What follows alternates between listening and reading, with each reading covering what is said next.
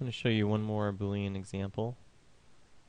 This one is a particularly useful application of Boolean. I'm going to connect two pipes crisscrossed, and I want them to have an actual conduit on the inside, not just two cylinders crossing, but two pipes crossing. I'm not going to use the pipe primitive, because the pipe primitive I would have to do all the work on the outside shell and all of the work on the inside shell, inside wall, and that just doubles my work. So I'm going to work with just the cylinder, and then I'm going to do a process of extruding and thickening the entire object when I'm done at the end, like I had done the mug and a couple other objects. To get started, I have two cylinders. The first one is going to be an arbitrary height, just taller. It's going to have a radius of 1, and the subdivisions is going to be 16. And I'm going to give it some subdivisions on its height. I'm going to give it about 8. The second cylinder, I'm going to have that at a rotation of 90 degrees, and I'm going to give it a radius of 0.7. And I've just found that 0.7 matches up pretty well. So if I hit number 5 here and turn on my wireframe, you can see that this edge right here is going to match up very well with that edge on the horizontal. This one doesn't match up, but I'm going to move it manually, and these don't match up, but I'm going to move it manually. And then the height of this can be arbitrary, just a little longer, something to work with.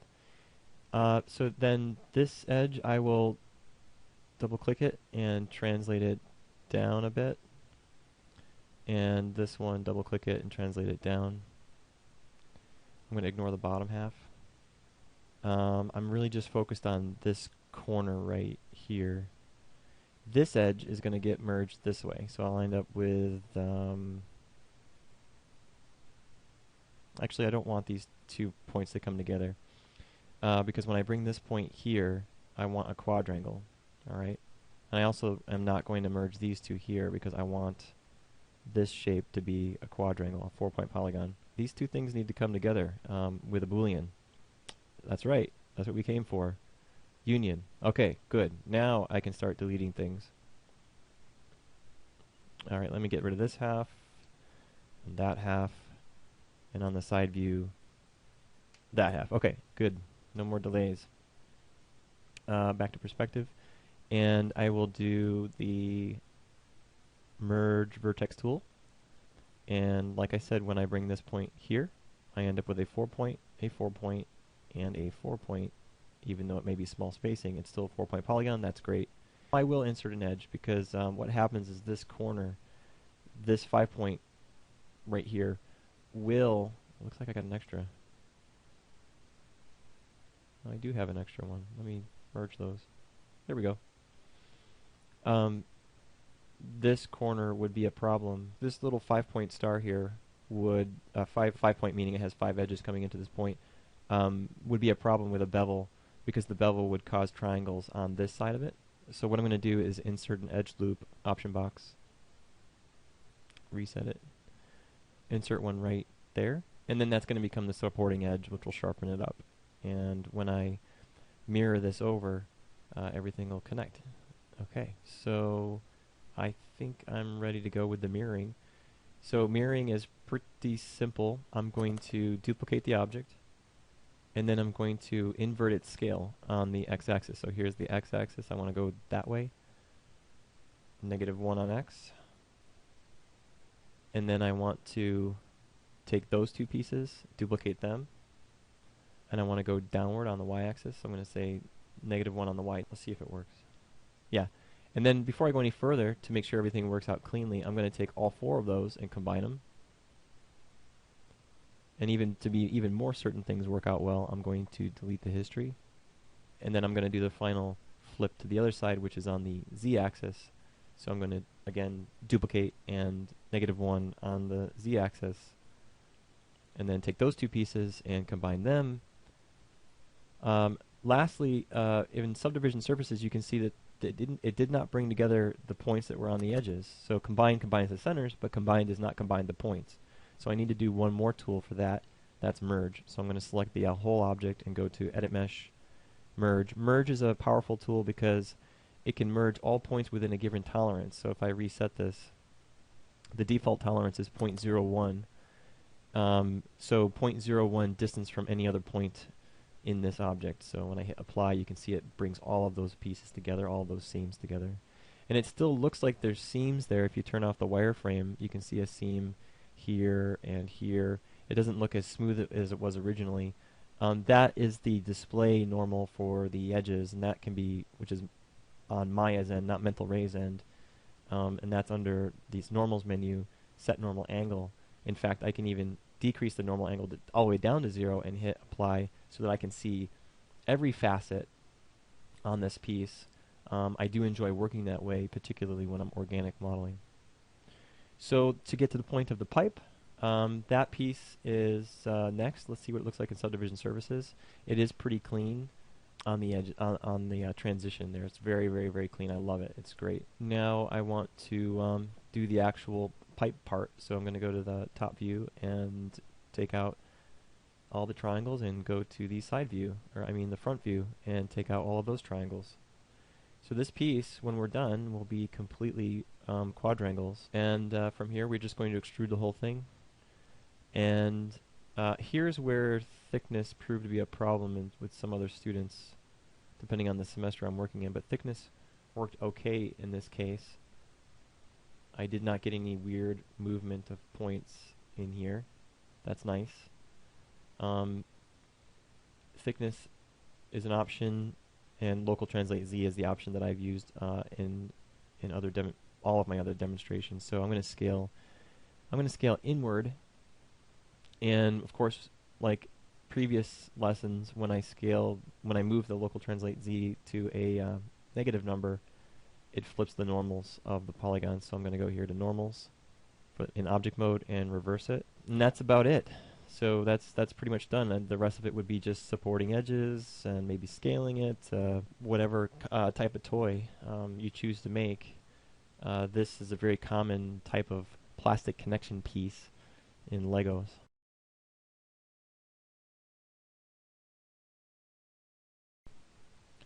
So here we are. This is the last model, the wood doll, and this is the last one I'm going to do for the construction discussion before we move on to the next section, which is going to be centered around curves and surfaces. You can see that I've taken the time to sketch a design, and I went through and created this wood dowel from my design.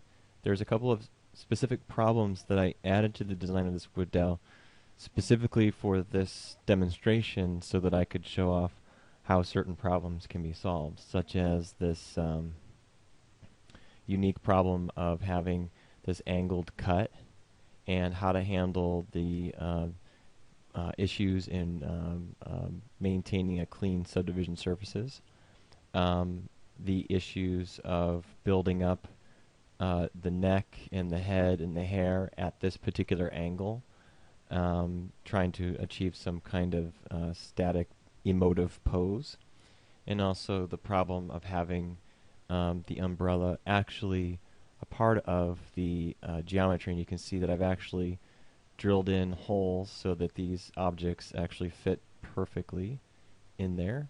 And the same goes for the neck and the head and the hair.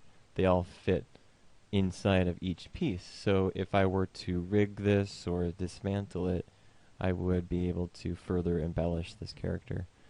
I would like to go further, like add like a little flower in the hair, or maybe some frills, some cuts on the body.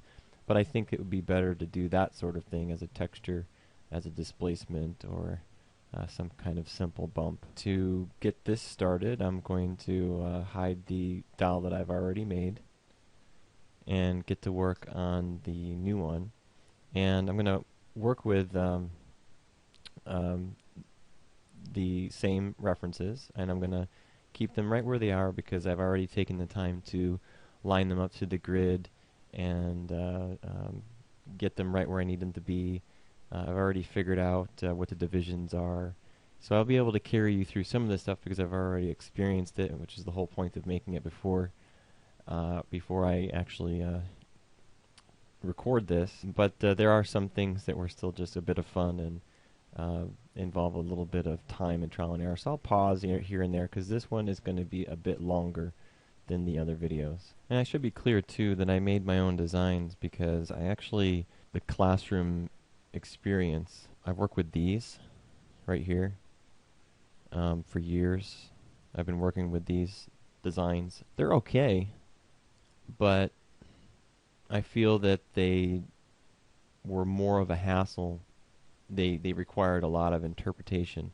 Probably the best one for you as a beginner would be this one right here because it's facing the camera and it doesn't have a lot of accessories to it, just has the bow on the head. But I do enjoy the challenges that the umbrella gave, this headpiece gives, the square corners of this headpiece, and the challenges of these spheres. That's why I selected these. The challenges of this wooden dowel coming through the bun of the hair. None of them have that slant cut. That comes from a wood dowel actually that my wife owns. And that's how I got the idea that I want to do like a steeper slant cut and then throw the wooden dowel in there to connect the head to it. So just keep in mind that you could use these, but I find them frustrating. You may find it easier to do what I had done, which is to actually break out the graph paper and do a sketch, scan that in, and at least you have something flat you can put in the front view and in the side view and take some of the pressure off. Alright, so let's get to it. Let's work with the body first. This part I think is fun because I'm going to use an animation deformer called Flare, which I made a little note of here in my sketch. It's going to be a cylinder, and I'm going to move it. I know exactly where I need it to be because I've done this a couple times already. So I'm going to move this 11 units on the y-axis up, and I'm going to increase its height to 22 units so that it's exactly touching the ground because its center is at 11 units. Its radius is arbitrary, but it is going to be as wide as my drawing in order for this flare to work properly. And I should take a moment to... Oh, I know what. I can see what I'm doing here. Because I already made the wood dowel, I had actually flipped my camera to the back side. I'm going to flip it back to the front side. There we go. And now you can see my lines are perfectly matched. I had already done that work. Okay, so let me scale this in. So now you know where the front, top, right, left, back, and bottom are. Anyway, divisions on the x-axis, I found that 24 were good around, and also 24 high. I decided on 24. I thought maybe 28 based on the graph paper I was using. 24 turns out to be better because I get a division sitting right about here at the bottom of this circular cut that I'm going to make. And I went slightly higher. You notice how I did that? My cylinder is higher than the actual drawing. That's because I'm actually going to slice across this. I need to stop saying actually.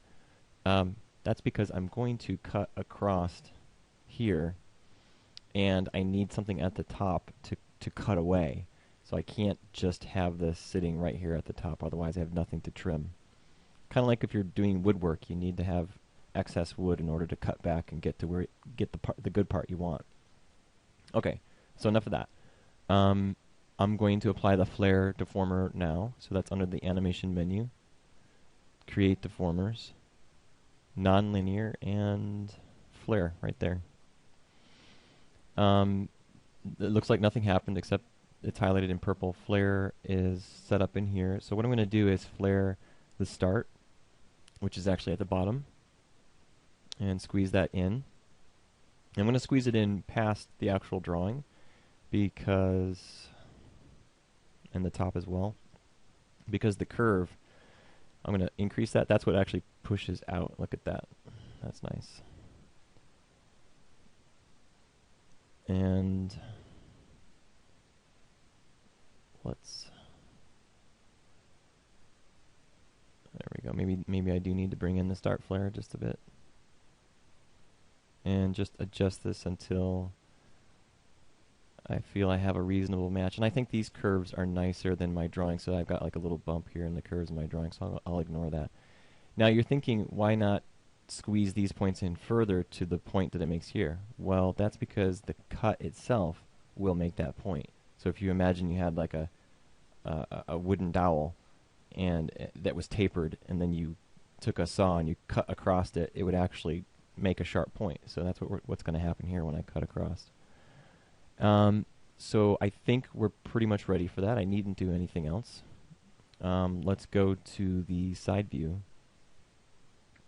The side view I've already set up with the side view illustration. I'm going to get the CV curve tool, option box, and it's going to be a one linear. And I'm going to draw 2 points. I'm going to snap to the grid holding X. I'll snap to the grid starting here, and then I'll go all the way down to here. I found that the angle that I've chosen is not quite right is what I'm trying to say, because I don't want this cut to be, if I actually follow that line right to there, my cut will go all the way down here. So I didn't really think about that or draw that correctly. So I really don't want that. I don't want it to be that deep. I just want it to go to about here. So I'm going to raise this up until I can visualize, about where that cut's going to happen. So right about there is fine with me on that grid line. And here's another thing. Near the top, you see how this curve will cut through, and I'll end up with these extra triangles here at the back? I can actually avoid those. There's that word again. I can avoid those by moving this edge just up a smidgen, just out of the reach of that. So I'm going to have quads in the back end. I will have triangles here, and here, and here, and across the whole thing. I can deal with those, but those are the few that I can avoid. Same thing down here. It's good that this is actually just above that edge, so at least I have some quads down here. Okay, so that's explained. At least I think it is reasonably explained. So I'll select the mesh, select the curve to project, go back to my polygons menu set, and project the curve on the mesh. It is going to add a lot of extra points, which I'll deal with it later. And then I'll select the mesh again. And in the outliner, it's easier to select. Control-click on the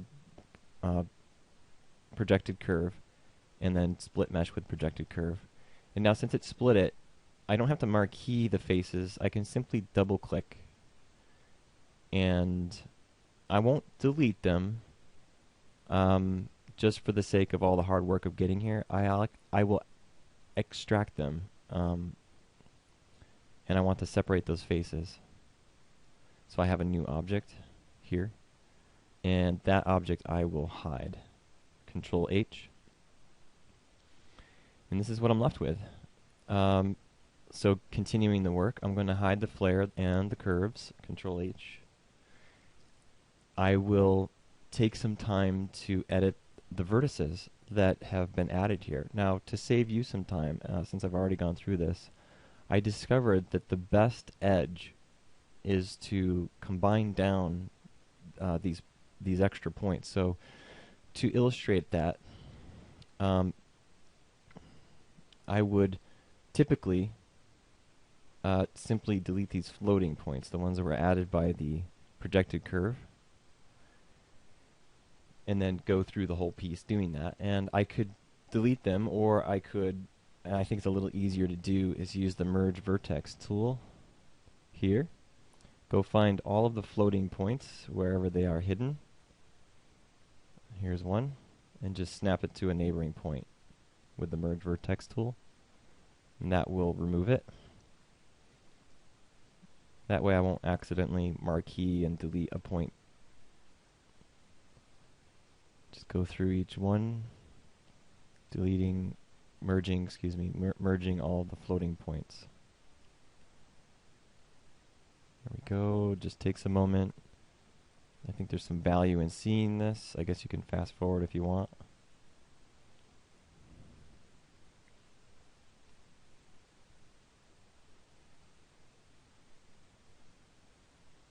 Okay, and that's all of them. All right, now, and I still have triangles, which we've identified here and here and here and here and so on all the way around.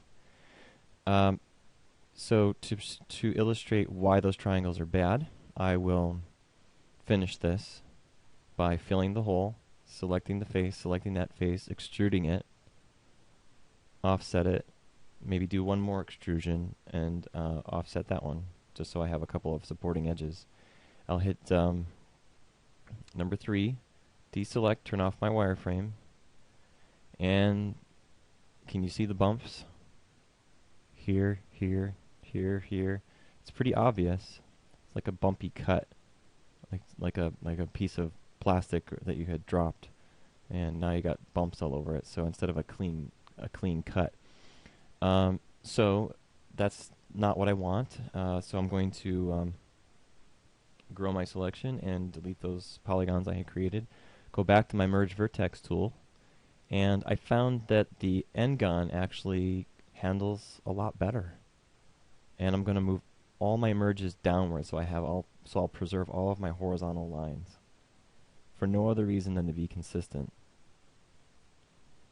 Removing all of these triangles, merging downwards. Go through this whole thing again. I was quite surprised how nice this looks.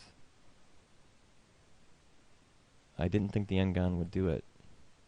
You know, these broad N-gons here, there's 5-point polygons here. I didn't think they would look good, but it's very clean. My subdivision surfaces tends to handle, mental ray subdivision surfaces, I guess, tends to handle that very, very well. So now that I've achieved that, I'll go through and do the same process where I fill the hole, so I get a big polygon there. And I'll select that, and then I will extrude it and offset again. Extrude one more time, so I have another edge. Move that inward. I will then poke it, so I have triangles, and I will extrude that one more time and bring those down nice and small. And the offset's not really going to work so well in this scenario, so I am going to scale it. And I'm going to scale it based on normal average so that I can sort of get to something circular, like so. Okay? And it doesn't have to be exactly circular. I don't have to do it here. I'm gonna use a cylinder to do that.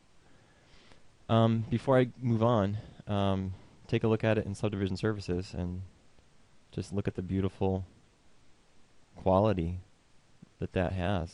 There's not much to complain about. There's a little bit of undulation in the surface here and there, but honestly, I don't think anyone will notice with the texture and with some lighting, and you know, maybe it would show up in deformations, but you know, why would that be deforming? I don't know. It seems to work out very well for me. The next step is to bring in a cylinder and make the neck piece, and also define where this hole is going to be for the neck. So I'm going to select those triangles, and I just discovered something recently while recording these videos in Maya 2013, that paint select is like right here. That's why I couldn't find drag the other day. I was looking for the drag and camera based, and I said how buggy this was in some other video. Well, it must be that the developers of Maya finally caught on, and they took it out of this menu. And so now, and I hold down B to change the radius, and so now I can just paint select what I want, hit Q, and it drops right back to the marquee tool. How sweet is that? So I'm just holding down Q, left clicking and holding, and going to paint select, and I can just paint select whatever I want, and then hit Q and deselect or select or marquee or do whatever I need from there. It's really nice. I'm going to be using this a lot more. Anyway, so now that I've selected that, I'll pop back to the front view and figure out exactly where that needs to be for the hole. I'll hit number 4 so I can see my sketch. I'll hit W. Oh, it's already on. And I will move to normal's average so that I can also slide this in the direction of the polygons. Oh, let's switch to the back view. That's right. Here we go. And move it on the z-axis just until it's aligned with my little crosshair here for my hole. And let's go to the side view. And you can see my little crosshair for where the hole is. It's lined up in that as well. So that went well. Next is to bring in a cylinder for the actual neck piece. For the neck piece. And I will snap that into place. I'll snap it by holding down the V key and snapping it right to that center. The rotation of this is going to determine the pose and gesture of my character. So I did this in an arbitrary fashion. I decided, well, I kind of want it to be arced downward and maybe tilted to the side a little bit. I don't even remember the degrees of rotation I did for the other one. I just did something where I thought, well, this'll look reasonable, and I like to do it that way again. Reason for that is so that I can take this arbitrary rotation and cut it at exactly the same angle with the same curve that I had used earlier. Before I do that, I'm going to count the number of edges that I have all the way around. It should be 24. Yeah, exactly. So this cylinder should have 24. Now I'll duplicate it, name it, and hide it, and use this one to create the hole. And the reason to cut it is so that I can merge the neck hole with the body object. I'll do the side view for this and select unhide, shift H the curve to do the cutting. Select the object, select the curve by control clicking on the outliner and then choosing project curve on mesh, cylinder, projected curve, edit mesh, split mesh with the projected curve. Okay, good. Now I can select the faces on the top half and delete them. Go to the perspective view, number 5. Get rid of these polygons, these triangles. I'll use the paint select to do that again. Nice feature.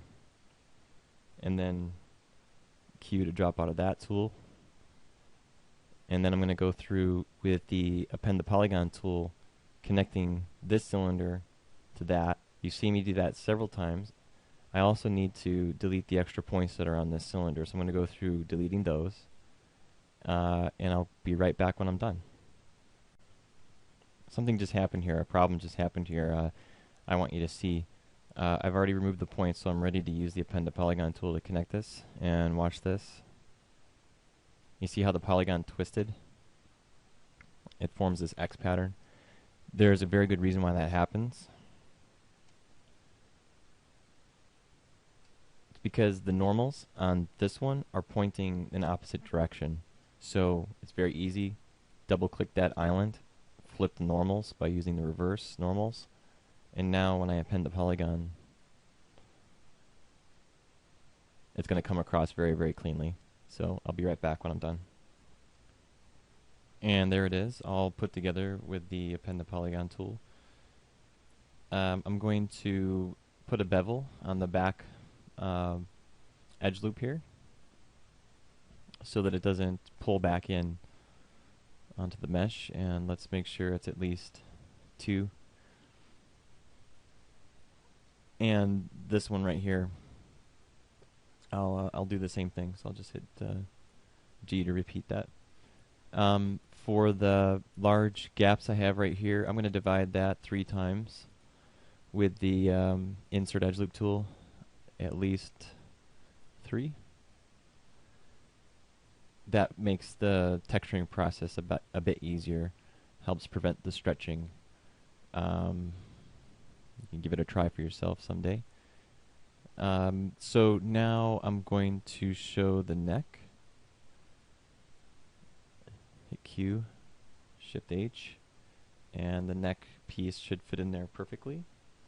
Let's just hide the body for a moment, and also bevel that same edge back here so that it doesn't pull up, and also split, or I mean insert edge loop here, like that, 3 of them, just to give it some support. Back to the body.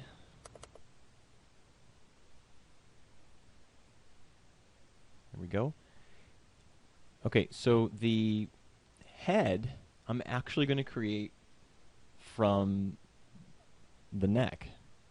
I'm going to take a little bit of the neck and duplicate those faces and grow and create the head from it.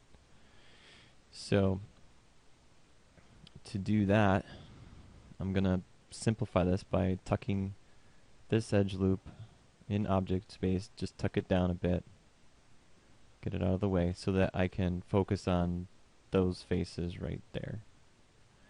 And I'm going to duplicate those faces using duplicate face, which makes a new object, and that object is going to be the head. I'm going to hide the neck. Control H, so I'm just looking at the head piece.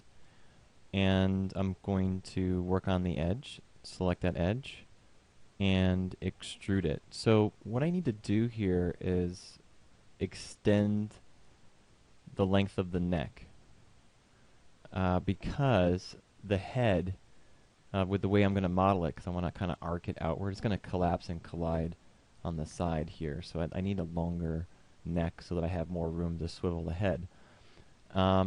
I can adjust the length of the neck at any time, and I'll because I can just translate it in object space. So I'll move all of these faces, they're on their normal average, and just slide it up a bit. And I'll determine just exactly how much that will be after I'm done modeling the head. And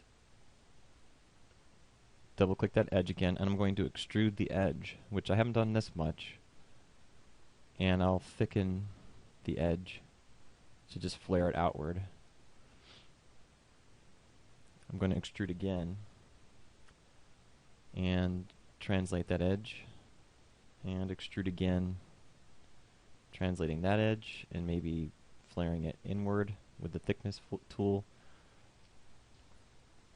So thickness doesn't really mean thickness in this case, it just kind of pushes and pulls on that edge. And then I will cap it off with the fill hole.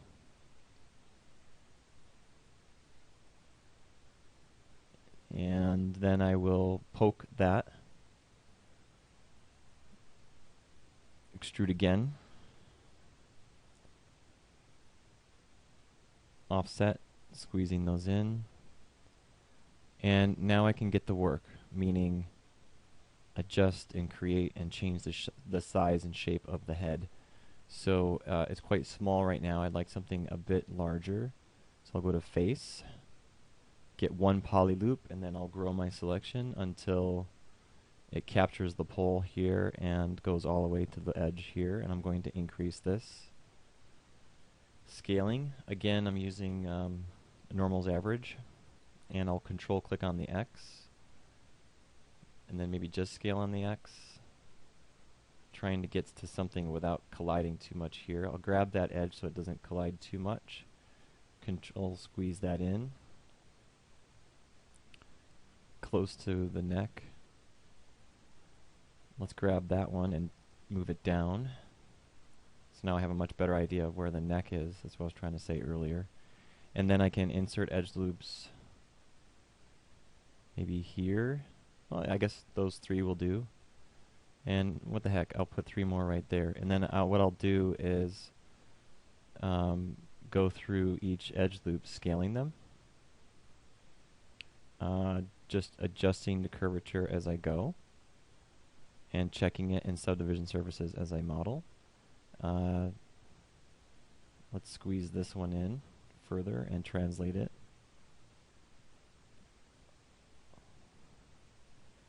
And take a little time doing this. I think it's worth it because you get the model in the normal average, so it doesn't really matter what arbitrary angle you're at, and achieve really good quality.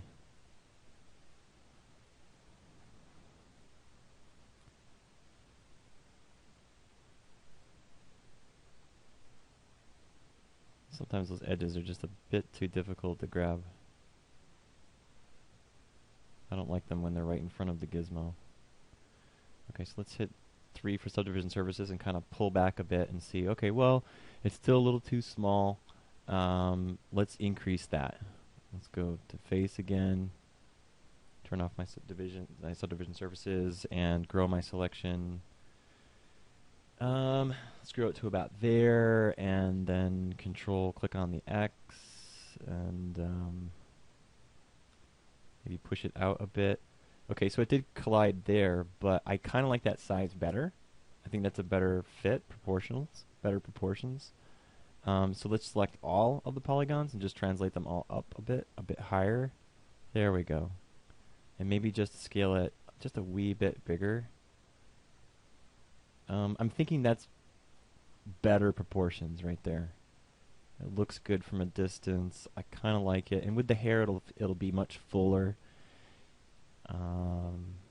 Yeah, that looks good. So let's get that neck,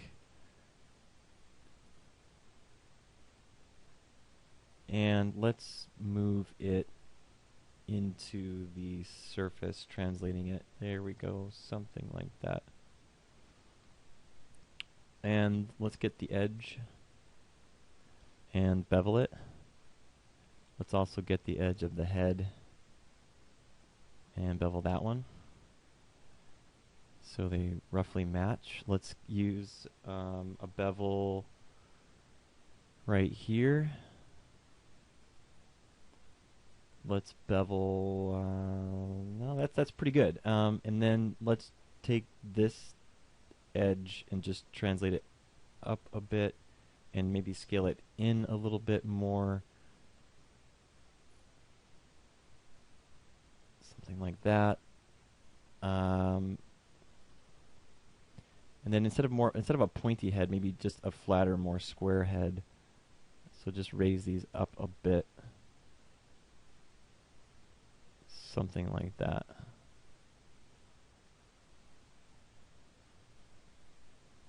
And let's see what that looks like in sub Ds. And let's take all of the bottom end, grow that selection, and translate it downward, extending the length of the head. Let's see what that looks like.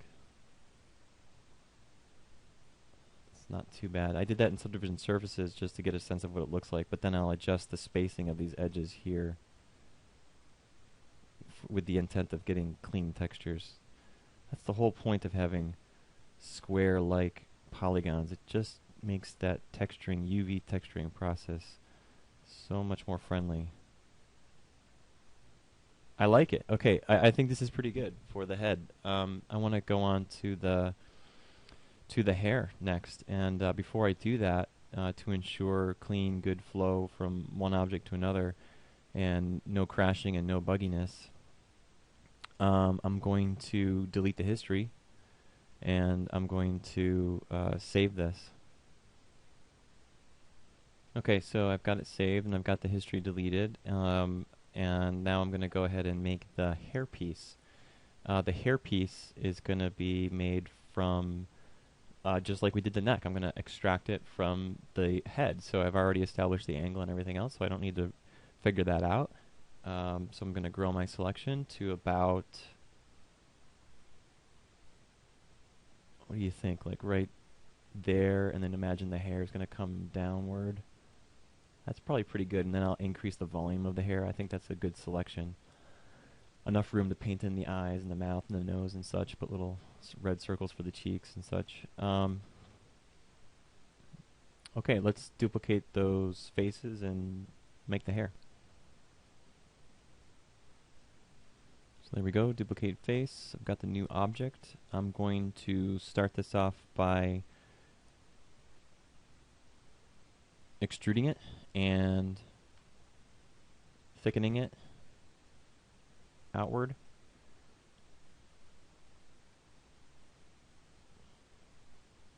And grab that outside edge and translate it down a bit. And what I'm going to do here is grab the face, this one poly loop, and I'm going to switch to my front view and find out, where is she looking? So she's looking down, so that means her face is somewhere in here. So that means somewhere in this area, I want to remove like that 1, 2, 3, 4, 5, 6. Let's just see if that looks like good hair coming down. So I'm going to extrude that. Yeah, I'm going to extrude that and translate it on its local normal. Let's make sure we're not colliding into the head, which we are. So I'm going to move that away.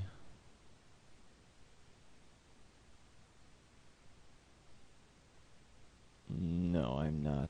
I'm going to have to scale it outward. So scale and control, clicking on the x-axis, just push that hair out a little bit so it doesn't crash into her head. That's better. And then extrude it again. Same thing.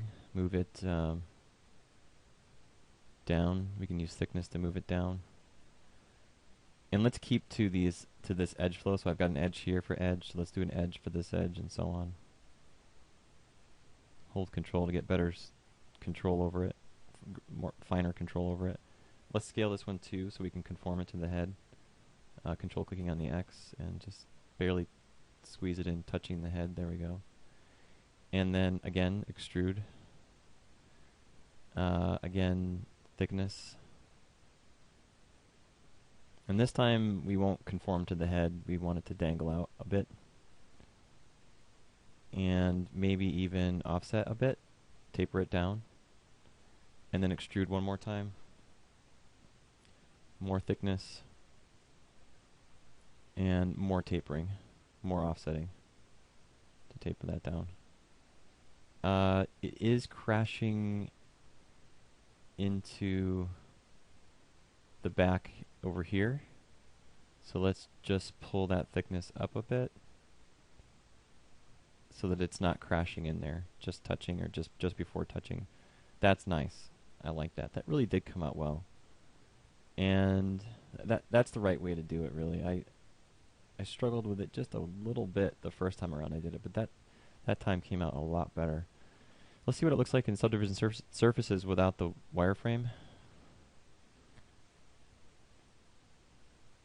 So there's a little bit of a bump in here. I want to remedy that, and I knew it was going to be there. I can kind of see this flat spot occurring. Let's go to edge mode. Select that one, and then come to the opposite side and shift double click it. And that will get the range all the way around the back. And then scale it out a little. Let's do it from center.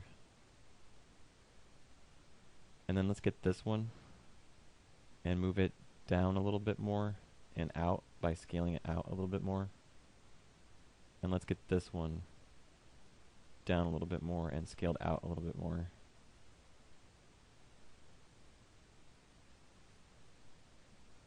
And then maybe we should add one. I think that would be best if we add one more right here. Edge loop. Just one. I don't need three.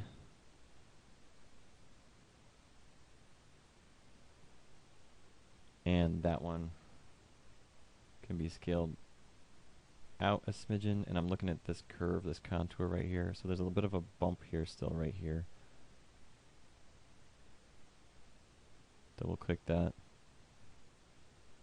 Just bring that in a little bit. Number 3, pan or orbit it around a little bit and see how smooth it is. That's okay, I guess. I can still see a bit of a bump, but I'll pass it up for now. Let's get these triangles a little bit smaller so they're less intrusive. Let's use that paint select thing again, and let's scale that down.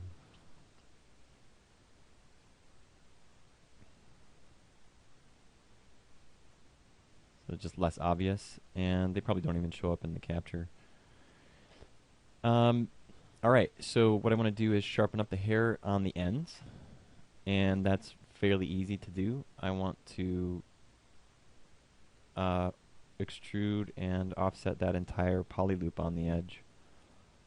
So that's easy. Extrude and offset. Let's offset 0.05.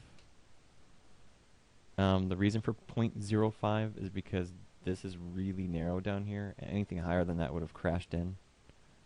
And taking a look at it now, you can see it has this nice square shape, nice square cut all the way around. And then what I'd like to do is just as tough, like a little detail, a little bit less like a helmet and a little bit more like hair styling, is to take these faces, and I'm going to hit B for soft selections.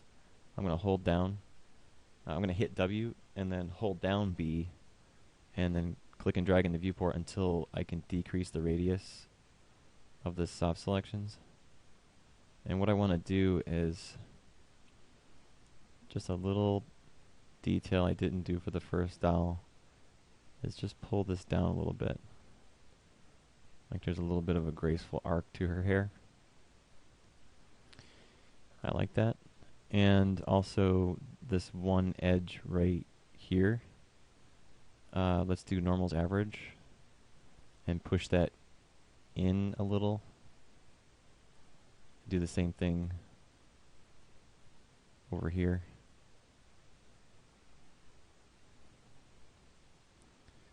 Just a little bit of character to that line, to that contour. I like that a lot better. Great. And so we're not crashing in the back. We've got good clean edges. The next thing is the umbrella.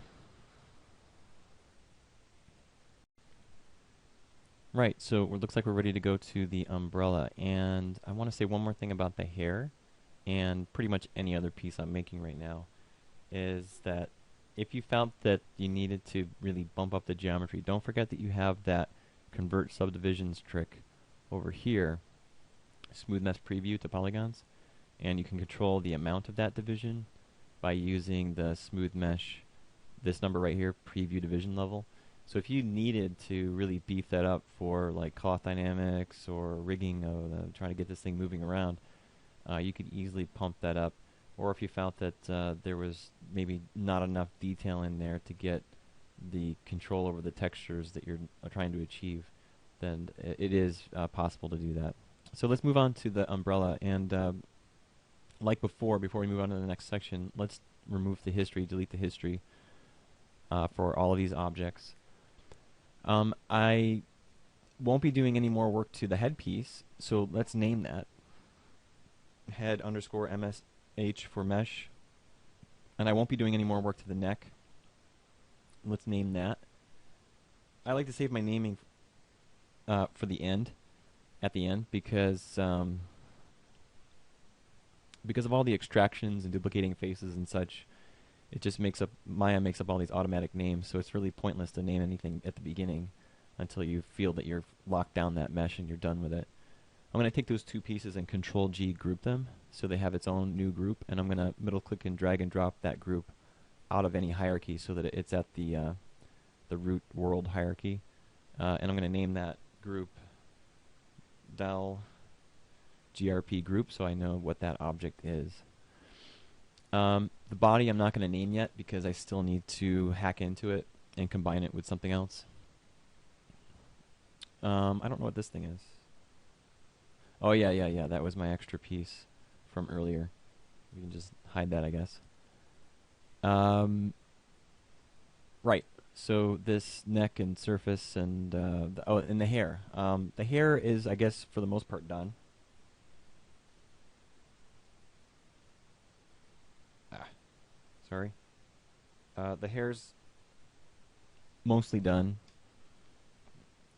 Maybe I'll embellish it later. Great. And then I can delete these miscellaneous pieces. So the umbrella, right. That would be a cone. And I'm referring to this image for my umbrella. So I like this one. I thought it was really cute. And I want to do something like that. And I want the umbrella to have a wood dowel that actually drills into the body and secures itself. So to do this, I'll focus on my cone, and I will increase its height divisions to about 8, increase its radius to where about the size I want the umbrella to be. So I'll just make that decision right now, and we'll just rotate this in place. So let's get this at, say, it's like -90 on X, and get this in place, roughly where I think it should be. So I'll go to the front view and say, okay, well, maybe that's a little too big in radius. Let's bring that down, something that goes well with my proportions. Maybe kind of crisscrosses over the arc, the cut right here, and somewhere about where her hand would be holding it. And then I'd also like it to be pointing off to the side a bit, so I'll rotate it, and something like that would be just fine. So now that I've done that, let's use Object Space to do all of my manipulations on this. Let's delete the polygon in the back. We don't need that one. Hit B to turn off my soft selections. Thicken the entire thing. That would be an extrusion and a thickness. Or that would be my standard local translate Z, so let's do -0.25. That will flip the normals because I went inside out, so I will reverse that. Also, the normals have been reversed on some of the other ones here. Let me check briefly. Give me a moment. Yeah, that one's reversed.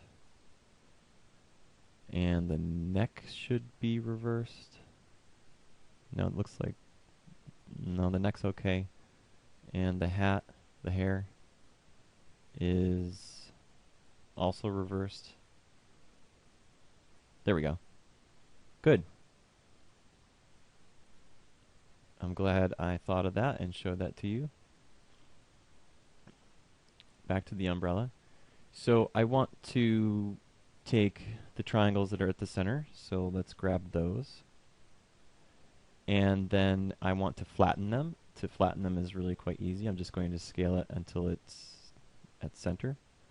I will then extrude them. Oh, wait. There is something very important I missed. I want to connect to the side of the body, and I don't want to connect to a lot of polygons. I only want to connect to about 4. So I need to trash this thing. It really isn't going to do the job. Let's get another cone and make sure that it only has 8 sides.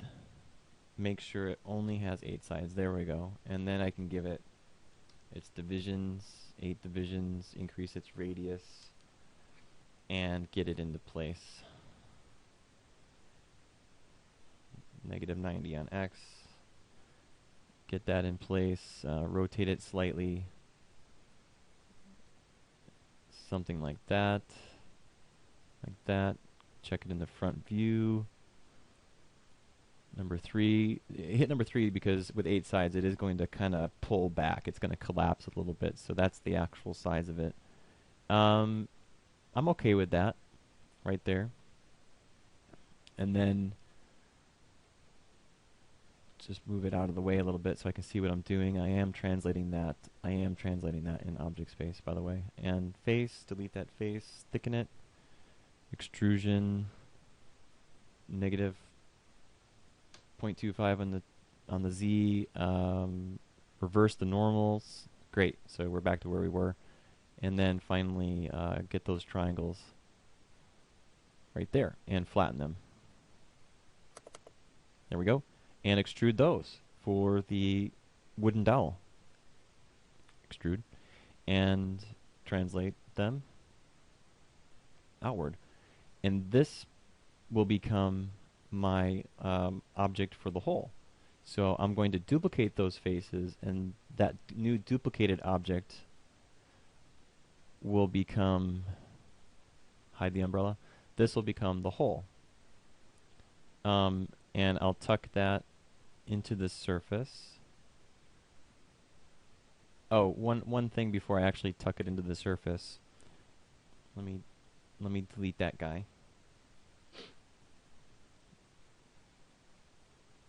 Make sure you're actually aligned with some polygons. So just tuck the umbrella in there and kind of eyeball and get a visual on where about you're going to make your connection. So that looks clean, and like I've said before with all the other Boolean cuts and whatever else we've done, make sure that you're inside the perimeter of where you want to attach. So those 4 polygons. Great. So that's much better. So at least I know where I'm going to be connecting. And now I'll go to face, select those faces, duplicate the faces, and take that new object, translate it in object space right to the surface, something like that, and then get those 4 to be deleted, and then before I go any further, grab that edge and bevel it so that it doesn't pull back, and this one, and bevel it, that loop and bevel it so it doesn't pull back, and this one, since we're looking at bevels, and then these 2 on the edges, since we're doing bevels, these 2 all the way around, bevel those. Okay, almost there, looking good.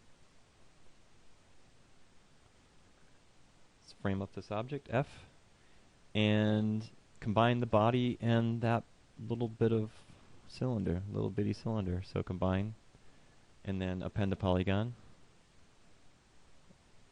I didn't use the Boolean, by the way. You were probably thinking that I should have. It's twisted. I decided not to do the Boolean because I have had problems with this sort of super complex object. Booleans crash, so I just ignored the Boolean. I think this will do a very good job. I need to reverse these normals, that's why the twist happened. And now append the polygon. Brilliant. Why to repeat? Okay, so those polygons are in there, and now I can take this last edge here and bevel that one, and finally test it in sub Ds, turn off the wireframe, take a look at it. It's a slight dent right here. Let's grab those faces here and here. Just pull those out a smidge.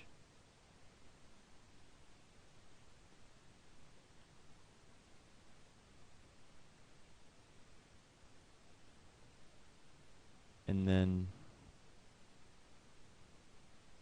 this edge right here, just tuck that in a smidge, a little bit. Okay. Good. It's reasonable. It's more than reasonable, it's good. Good clean connection here and here. Good clean edges there. Small triangles here. That's good. And tuck it into the surface. Tuck it into the object. Now, how far do I tuck it? That's a good question.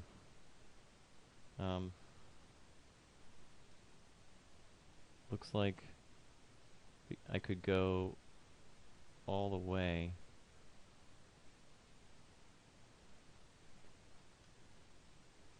Let's make sure I'm not crashing into the body. Yeah, so right there I'm crashing into the body. So right about there would be the closest I should get. And with that in mind, need to switch to I just need to switch to normal average. There we go. And slide those forward. There we go. Again, you're wondering why am I being so anal about that? It's not really so much about that, you know, we see that, or that no one's ever going to see it. It doesn't matter how many times you render this or how many times different ways you animate it. No one's going to see those two polygons crashing. It's about teaching you how to model clean, so that, you know, as you get into more complex situations where modeled parts that collide are visible, you know how to do it, you know how to handle it, and you can handle yourself in those situations. Let's wrap this up by deleting history, renaming pieces. So let's name this the umbrella mesh, and this one the body mesh. They can then be children of the dowel group. And I can remove the remaining pieces, and there it is.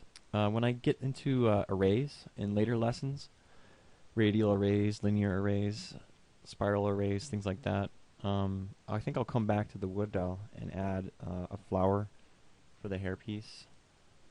And I'll use a radial array to create that, but I'll wait until we're ready for that.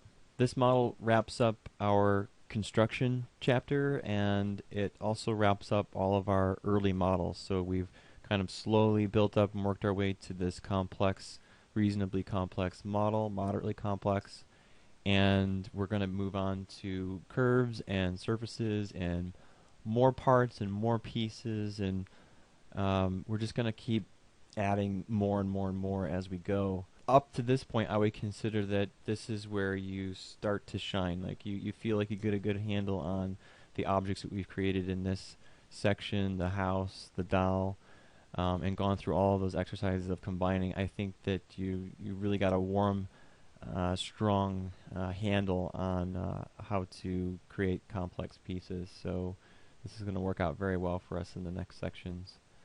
We'll see you then.